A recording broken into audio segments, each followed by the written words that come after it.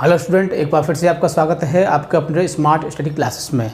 हाँ, तो हमारी इंग्लिश ग्रामर क्लास चल रही थी और जिसमें आपका चल रहा था सिंटैक्स। क्या चल रहा था? सिंटैक्स। देखो, इसमें हमारे 10 पॉइंट कंप्लीट हो चुके हैं और इसमें आपका एक पॉइंट रह गया सिर्फ, सिंटैक्स ऑफ कंजंक्शन। इसके बाद आपका सिंटैक्स पूरी तरह से कंप्लीट हो जाएगा। पिछली वीडियो में हमने आपको एक एक्सरसाइज बताई थी आपको, क्योंकि हम आपको पहले ही बता चुके हैं कि 2 पॉइंट क्लियर होने के बाद उसकी हम एक एक्सरसाइज कराते हैं। तो हमने पिछली वीडियो में आपको एक एक्सरसाइज प्रोवाइड की थी और अब चल रहा है आपका सिंटैक्स ऑफ कंजंक्शन। इसमें क्या होता है कि सबसे पहले तो हमें ये जानकारी होनी चाहिए कि कंजंक्शन होता क्या है, क्योंकि जब तक हमको ये पता नहीं होगा कि कंजंक्शन होता क्या है तो हम उसमें करेक्शन क्या कर सकते हैं, उसमें सही क्या कर सकते हैं। तो इसकी हमें जानकारी होनी चाहिए, तभी समझ में आ सकता है कि कंजंक्शन क्या है और इसका सिंटैक्स में किस तरह से प्रयोग किया जाता है। इसके बाद आपका जो सिंटैक्स का पोर्शन है वो बिल्कुल फिनिश हो जाएगा और फिर इसके स्थान पर आपकी नई कोई सीरीज़ स्टार्ट हो जाएगी। ठीक है ना, सीरीज़ हम स्टार्ट कर चुके हैं आपकी। ठीक है, तो वो आपकी नई सीरीज़ के बाद स्टार्ट हो जाएगी। ठीक है ना, तो इसके बाद ये आपका पोर्शन बिल्कुल ख़त्म हो जाएगा और इसके बाद फिर हम इसकी कुछ मिक्स एक्सरसाइज भी आपको कराएंगे, जिससे कि आपको जानकारी हो सके कि सिंटैक्स पूरी तरह से कैसे समझ में आ सकता है। ठीक है ना, तो क्योंकि उसमें जब सभी प्रकार के वाक्य मिले होंगे तो आपको सभी रूल फॉलो करने पड़ेंगे। और कब समझ में आएगा आपको? क्योंकि जितने भी हमने इसके बिंदु कराए हैं, आपको इसके 11 बिंदु कराए हैं हमने आपके। Syntax of noun, syntax of pronoun, syntax of adjective, syntax of verb, syntax of tense, syntax of preposition. इस तरह से आपका जो लास्ट रह गया है अब सिंटैक्स ऑफ कंजंक्शन रह गया है। इसके बाद सिंटैक्स आपका पूरी तरह से कंप्लीट हो जाएगा। तो सिंटैक्स ऑफ कंजंक्शन होता क्या है? कंजंक्शन वह शब्द होता है जिसके द्वारा 2 शब्दों या 2 वाक्यों को जोड़ा जाता है। तो आप इतना समझ सकें कि कंजंक्शन होता क्या है। कंजंक्शन मतलब संयोजक। क्या होता है? जो 2 वाक्यों को जोड़ता है या 2 शब्दों को जोड़ता है, जिससे कनेक्टर बोलते हैं। ठीक है ना, तो वो हमारा कंजंक्शन होता है। कंजंक्शन जो होते हैं आपके मुख्य रूप से 2 प्रकार के होते हैं। देखो, हम यहाँ पर डिटेल में नहीं पढ़ेंगे क्योंकि हमारा मुख्य क्या है कर्तव्य हमारा? सिंटैक्स को समझना। अगर हमको कंजंक्शन को ही समझना होता तो हम आपको यहाँ पर डिटेल में समझाते पूरी तरह से कंजंक्शन क्या होता है, कितने प्रकार का होता है, सारी चीज़ें आपको समझाते। लेकिन हमको यहाँ पर शॉर्ट में समझना है क्योंकि हमें तो सिर्फ सिंटैक्स को जानना है। तो सिंटैक्स को जानने के लिए हम इसमें ज़्यादा चर्चा नहीं करेंगे, कंजंक्शन पर थोड़ी सी चर्चा ही करेंगे। ठीक है ना, तो कंजंक्शन क्या होता है? जो 2 वाक्यों या 2 शब्दों को जोड़ते हैं वो शब्द क्या कहलाते हैं? कंजंक्शन कहलाते हैं। तो वो 2 प्रकार के होते हैं। ठीक है, कैसे होते हैं? 2 प्रकार के, जिसमें पहला होता है हमारा कोऑर्डिनेटिंग कंजंक्शन। क्या होता है? Coordinating conjunction. और दूसरा होता है सबऑर्डिनेटिंग कंजंक्शन। तो ये कंजंक्शन को हमने 2 पार्ट में बांट दिया। कोऑर्डिनेटिंग कंजंक्शन कौन से होते हैं? वे कंजंक्शन होते हैं जिनके द्वारा कंपाउंड बनता है, यानी कि सेंटेंस को हम कंपाउंड बनाते हैं, यानी कि समन्वय संयोजक भी कह सकते हैं इसके। ठीक है, और दूसरा होता है सबऑर्डिनेटिंग कंजंक्शन, अप्रधान, यानी कि वो होता है जिसके द्वारा हम कॉम्प्लेक्स बनाते हैं। तो इसके अंदर जो शब्द आते हैं उनसे 2 वाक्यों को जोड़कर क्या बनता है? कंपाउंड बनता है। और जो सबऑर्डिनेट के अंदर जो शब्द आते हैं उनसे क्या बनता है? कॉम्प्लेक्स बनता है। तो इस बात की भी आपको एक जानकारी हो जाएगी क्योंकि आपके सिलेबस में क्या है? कंपाउंड कॉम्प्लेक्स भी हैं। तो उसके लिए क्या है? आपको ये पता पड़ जाएगा कि ये शब्द इन शब्दों से हमारा क्या बनता है? कंपाउंड बनता है, और इन शब्दों से क्या बनता है? कॉम्प्लेक्स बनता है। तो कह सकते हैं कि जो कोऑर्डिनेटिंग कंजंक्शन शब्द होते हैं उनसे बनता है हमारा कंपाउंड, और जो सबऑर्डिनेटिंग कंजंक्शन के शब्द होते हैं उनसे बनता है हमारा कॉम्प्लेक्स। ठीक है ना, तो इन शब्दों को आप याद रखोगे और याद भी रखने, क्योंकि जब तक आप इन शब्दों को याद नहीं रखोगे आपकी समझ में सिंटैक्स भी नहीं आ सकता है। इसलिए आपको इनको याद करना बहुत ही ज़रूरी है। अच्छा, वो शब्द कौन कौन से हैं इस चीज़ को हम एक बार देख लेते हैं, तभी हमारे समझ में आएगा सिंटैक्स ऑफ कंजंक्शन। ठीक है ना,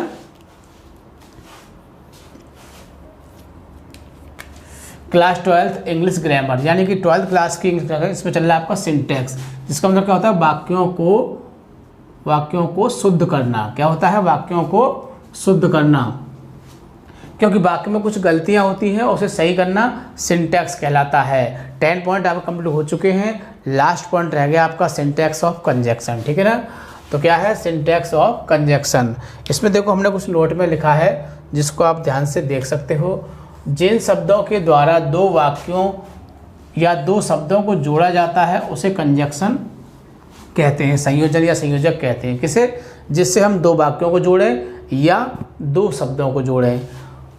कंजक्शन मुख्य रूप से दो प्रकार के होते हैं। पहला होता है हमारा कौन सा है? पहला कोऑर्डिनेटिंग कंजक्शन। क्या होता है? Coordinating conjunction. दूसरा है सबऑर्डिनेटिंग कंजक्शन। अब आता है कोऑर्डिनेटिंग कंजक्शन क्या होता है और सबऑर्डिनेटिंग कंजक्शन क्या होता है। तो इसके अंदर निम्न शब्दों आते हैं, यानी कि इसके अंदर कुछ निम्न शब्द आते हैं जिन्हें हम क्या कहते हैं? कोऑर्डिनेटिंग कंजक्शन कहते हैं। अच्छा, इन शब्दों को बारे में हमें जानकारी होनी चाहिए, क्योंकि हमें केवल सिंटैक्स को समझना है, हमें यह कंजक्शन नहीं सीखना है, सिंटैक्स को।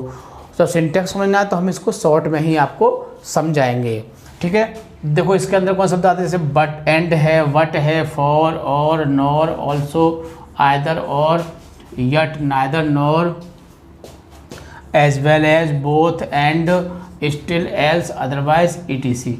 यानी कि ये शब्द इसके अंदर आते हैं और इनसे क्या बनता है? हमारा कंपाउंड सेंटेंस भी इनसे ही बनता है। तो ये भी आपको बात पता हो जाएगी कि कंपाउंड किससे बनाते हैं। ये शब्द हैं जैसे एंड मिस और होता है, बट मिस लेकिन, फॉर माने क्योंकि, और मिस या, नॉर माने नहीं, ऑल्सो माने भी, आइदर और माने या तो या, यट माने फिर भी तो भी, नाइदर नॉर माने ना तो ना, एज वेल एज और साथ ही, बोथ एंड माने और दोनों, स्टिल माने फिर भी तो भी, एल्स माने फिर भी तो भी, अदरवाइज माने अन्यथा या वरना। तो ये इनके मीनिंग होते हैं।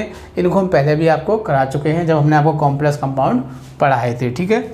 आगे देखो दूसरा होता है इसमें सबऑर्डिनेटिंग कंजक्शन। क्या होता है? Subordinating conjunction. इसके अंदर निम्न शब्द आते हैं जो इस प्रकार हैं। अब वो कौन शब्द है इनको भी देख लीजिए, जैसे कि आफ्टर है, बिफोर है, if, that, because, until, although, till, though, as, when, where, then, since, unless, ETC. तो ये शब्द हैं और इनसे क्या बनता है? इनसे कॉम्प्लेक्स सेंटेंस बनते हैं। तो अब आपको एक बात और पता चल गई होगी कि कंपाउंड किससे बनते हैं और कॉम्प्लेक्स किससे बनते हैं, क्योंकि उस समय आपने सीख तो लिए होंगे, लेकिन अब यहाँ से आपका एक तरह से रिवीजन हो जाएगा, क्योंकि आपके दिमाग में शब्द होंगे कि यदि हम किसी वाक्य को इनसे जोड़ देते हैं तो क्या बन जाएगा? कंपाउंड बन जाएगा, और इन शब्दों से जोड़ देते हैं तो कॉम्प्लेक्स बन जाएगा। तो ये शब्द आपको बहुत ही अच्छी तरह से याद करने हैं। भले ही आपको पहले से याद होंगे क्योंकि आपने कंपाउंड कॉम्प्लेक्स पढ़ चुके हो, तो इनको आपको बहुत अच्छी तरह से याद करना है। क्यों याद करना है? क्योंकि ये आपके सिंटैक्स में भी काम आएंगे और ये आपके उधर कंपाउंड कॉम्प्लेक्स में भी काम आएंगे, क्योंकि जब वो सेंटेंस दिया होगा तो आप इनको इनसे उसको जोड़ना है और आपका क्या बन जाएगा? कंपाउंड बन जाएगा, और इनसे जोड़ दोगे तो क्या बन जाएगा? कॉम्प्लेक्स बन जाएगा। तो देखो इनका मीन बता चुका हूँ। इनका देख लीजिए, आफ्टर मिस होता है बाद, बिफोर मिस पहले, इफ़ मिस होता है यदि, डेट मिस की, बिकॉज मिस क्योंकि, अनटिल माने जब तक नहीं, ऑल्दो माने यद्यपि, टिल माने तक होता है, दो माने यद्यपि, एज माने जैसे ही, वैन माने जब, वेयर मिस जहाँ, देन माने की अपेक्षा, सिंस माने जब से, और अनलेस माने जब तक की नहीं। तो इस तरह से ये शब्द हैं, इनका मीनिंग भी आपको पता होना चाहिए, ठीक है ना। वीडियो को 2 या 3 बार देखोगे तो आपको इनके हिंदी मीनिंग भी याद हो जाएंगे, ठीक है ना। अब हमको क्या समझना है? Syntax of conjunction. तो सिंटैक्स ऑफ कंजक्शन कब समझ में आएगा? यदि हमको ये शब्द अच्छी तरह से याद होंगे। जब तक हमको ये शब्द याद नहीं होंगे हमारी समझ में कंजक्शन हमारी समझ में सिंटैक्स नहीं आ सकता है। हमारी समझ में तो आता है आपकी समझ में। आपकी समझ में कब आएगा? जब आपको दोनों ही कंजक्शन के बारे में जानकारी होगी, क्योंकि जो कंजक्शन लगाया जाता है वो नियम कानून से लगाया जाता है, ठीक है ना। क्योंकि उसमें आपको गलत दिया होगा, जैसे कि लगना है, मान लीजिए उसमें बट और लगा होगा फॉर, लगना है एंड लगना होगा और, ऐसी आफ्टर लगना है, बिफोर लगना है, बिफोर लग रहा होगा आफ्टर। तो इस चीज़ को कब समझ सकते हो? जब तक आपको ये शब्द याद नहीं होंगे। तो फर्स्ट ऑफ ऑल क्या करोगे? आप इन शब्दों को बहुत अच्छी तरह से याद करके लाओगे। इसीलिए हमने आज की वीडियो में इन्हें ही डिस्कस करेंगे, क्योंकि आप इन्हें अच्छी तरह से याद कर लोगे तो जो इसके रूल होते हैं सिंटैक्स के वो भी आपकी समझ में अच्छी तरह से आ जाएंगे। जब वो रूल समझ में आ जाएंगे तो आप बहुत ही आसानी से इसे चेंज कर सकते हो, सही कर सकते हो, ठीक है ना। तो क्या करोगे? आप इनको बहुत ही अच्छी तरह से याद करोगे, जिससे कि आगे जब हम इनके रूल लिखाएंगे अगली वीडियो में तो आप उन्हें अच्छे प्रकार से समझ सकें, ठीक है ना। तो वीडियो को बार बार देखोगे ताकि अच्छी तरह से रूल समझ में आ सकें, और वीडियो को लाइक या शेयर करना नहीं भूलोगे ताकि और लोग भी इस चीज़ का फ़ायदा उठा सकें, ठीक है। और आपके लाइक या शेयर करने से हमें भी बहुत ज़्यादा मोटिवेशन मिलता है और हमें भी लगता है कि हम आपके लिए और अच्छी से अच्छी वीडियो प्रोवाइड करें, ठीक है। तो जितने भी रूल हैं, जितनी भी इसमें हमने आपको आज जानकारी दी है, जैसे कि कंजक्शन क्या होता है, कंजक्शन कौन कौन से होते हैं और किसके अंदर कौन कौन से शब्द आते हैं, ये आपको बहुत ही अच्छी तरह से याद करना है। क्योंकि जब तक आपको ये याद नहीं होंगे आपकी समझ में सिंटैक्स नहीं आएगा। इसीलिए हमने ये रूल्स पहले लिखवाए हैं, क्योंकि जब ये समझ में आ जाएंगे तो इसके जो रूल लिखे जाएंगे, जो सेंटेंस बदले जाते हैं, वो आपकी समझ में बहुत ही अच्छी तरह से आ सकते हैं। कब आ सकते हैं? जब आपको ये याद होंगे। तो फर्स्ट ऑफ ऑल क्या करोगे, आपको ये बहुत अच्छी तरह से याद करने हैं, ठीक है ना। और वीडियो को ज़्यादा से ज़्यादा लाइक या शेयर करोगे, ठीक है। Thank you. जय हिंद, जय भारत।